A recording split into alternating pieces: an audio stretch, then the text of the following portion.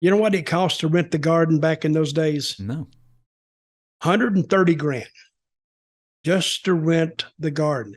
There's no telling what it is now. It may be 400,000, maybe more. It's a loss leader, essentially. You go there for the prestige. You do not go there to make money.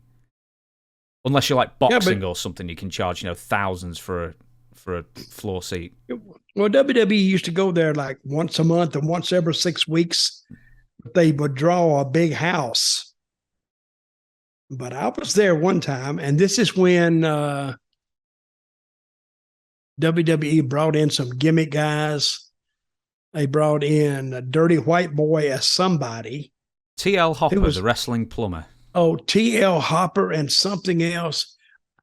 I went in, and we was at the Garden. We had a show there. It had, I swear, about 5,000 people there. It looked like you could walk out to ringside, chamber around in a double-barrel shotgun, and shoot it off at the top deck and not hit anybody. It looked at, with 5,000 people in the building, it looked empty. And it's really, I mean, I've been in a lot of empty buildings in the wrestling business, but not buildings that cost like $100,000. But Madison Square Garden is the arena of the world. That's where people go to be seen, to make a name. But to lose money, anyway. Apparently, as well. Oh, you can lose a lot of money there. The big concerts do well. And now WWE, I don't know what they were thinking when they put all those, the main event must have been bad. It was one of their down times anyway. And I think they signed so many, at the first of the year, they signed like they're going to be in the building like 8 times in a year.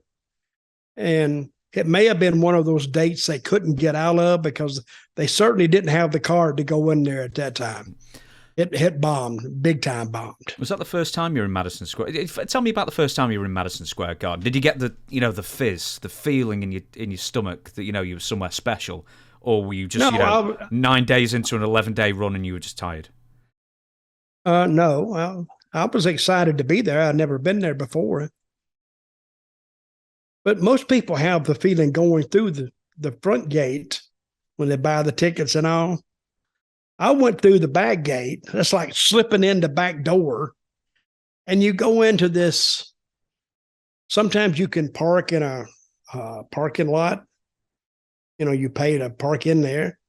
And then you got to walk across the street, all the fans all around you.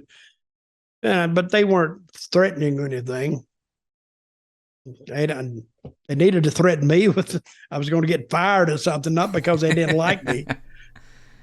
And then you go in the back way, or you can go into the probably inside the building parking lot, but you got to have a special pass. That's where Vince goes. That's where the booker goes, the agents go. They go inside the back. They park inside the building in a parking lot.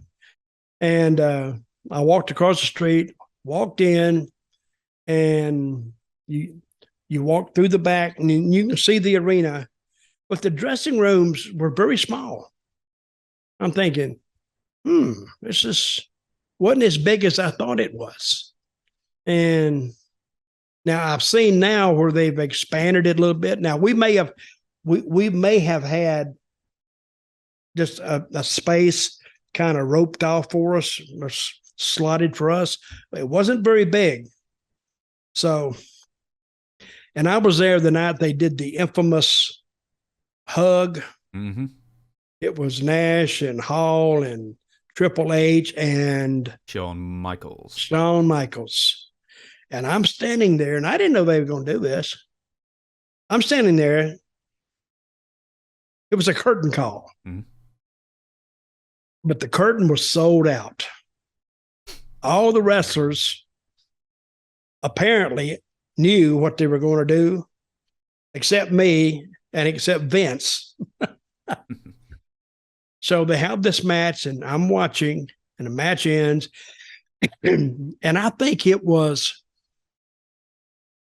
it Triple H and Shawn, or was it Hall and Shawn? It was a single match. But anyway, The match ended. Sean wins. Everybody's happy. And then they go and they do the big hug. And I go, what the hell? And I'm watching Vince. He hadn't made any.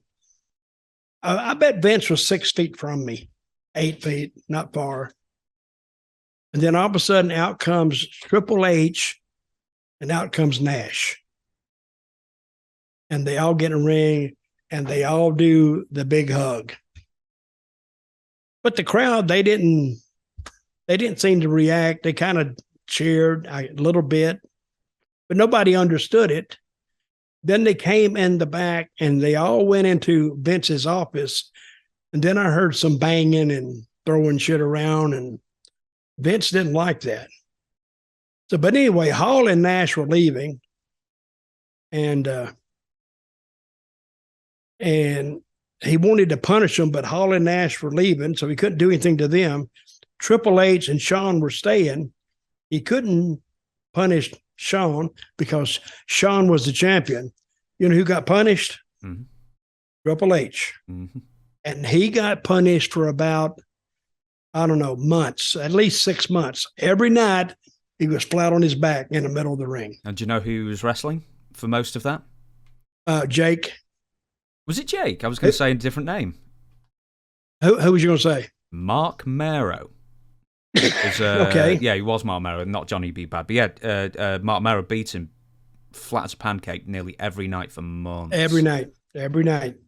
Well, whoever he was against beat him. I remember one night Jake beat him. I forgot where we were. We were somewhere in New York. So, and I'm up high in the rafters. I'm peeking down like that. Jake beats him. You know, Jake has the deal where he gets the snake. And I'm thinking, oh, God. But to Triple H's defense, he did not resist. He went out every night and he busted his ass and he laid there for that slimy ass snake to crawl all over him. With me, I'd have been okay with the match, but when he got to the snake, I got to draw the curtain there. I'd be gone.